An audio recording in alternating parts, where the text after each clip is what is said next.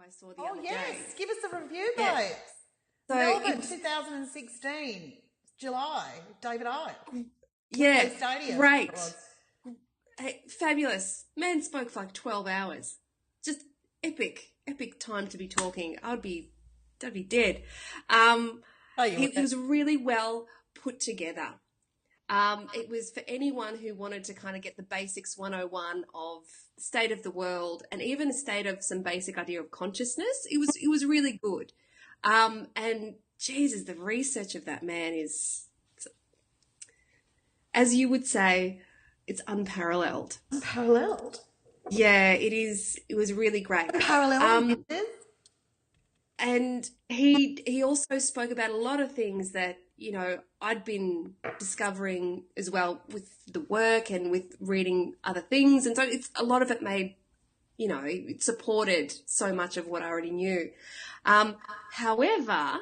Oh, here we go. Here's the disclaimer. Yeah, however, I found that his strong suit is his research, and I don't doubt his spiritual experiences that he's had. But I do have a bit of an issue with the way that he described the solutions for combating this invasion that we've got, this control that we are under, because it largely speaks within New Age, matrixy constructs, like raise your vibration and come from your heart chakra. And although he says we are infinite and we have to realize that, and I love that he says that, and I love that he puts it down to that as being the solution, right? However, in every single corner, he never actually says you actually have everything within you to combat everything, but he doesn't say how. Because he doesn't know. Love and yeah. He doesn't know. But even when it comes to, he used this word decoding.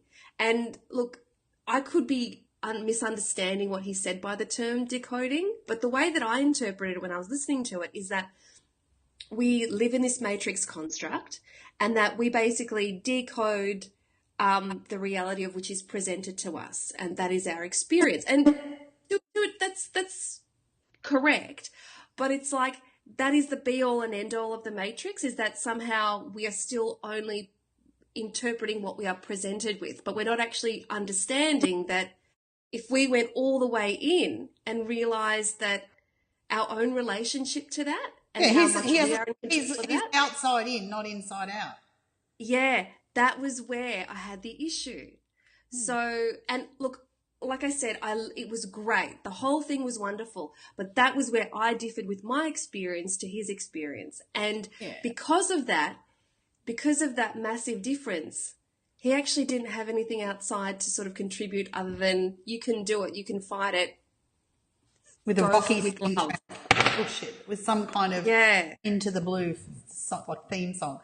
Well, I mean, for me, Mr. Icke, love him, you know, I mean, kudos. However, and I'll put my disclaimer in here. Number one, his information comes from the matrix. Therefore, it's going to have the matrix concepts wrapped around it. Number two, a lot of his experience wisdom comes from an ayahuasca experience. Yes. I don't have a problem with altered states of consciousness. I have a problem with the ayahuasca. It opens you straight onto the astral plane, and that ain't where we really want to get our information from. So while I think he's got it going on and his research is great, and I totally recommend, particularly for like newbies, this is how, you know, straw man works. This is how the whole kit and caboodle. And the other thing for me is his experience of the reptoids is really of them as physical presences. Yeah, they can't incarnate onto this plane. Do you know what I mean? Yeah.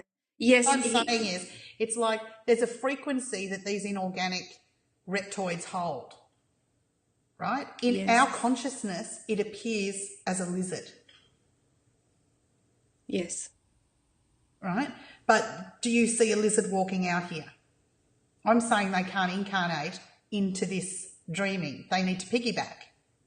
But he talks about the Dracos as like a race of winged beings that can fly down in here right now and sit and have I don't get that. Yeah, there's a little bit of I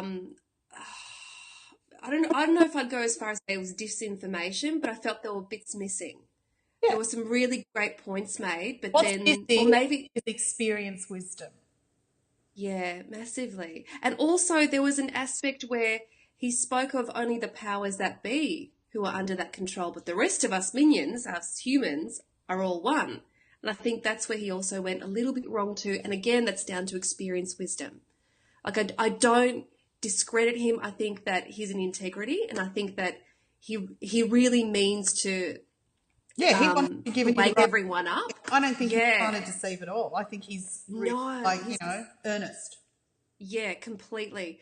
But I did, and the people that I went with also found that they picked up on those points too, who have also had experiences with themselves and with essence, that those parts that I picked up on, they also went, yeah, no, I was wondering about that too. So it's not just me, which is interesting.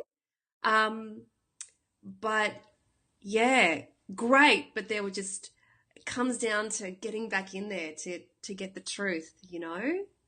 I do. Yeah. Oh no, I admire him. You know, I mean, anyone who can write a book, let alone the fucking 50 books he's put out or whatever. I mean, having just finished my first one, oh my God. Yay! It's like a fucking breech birth Caesar.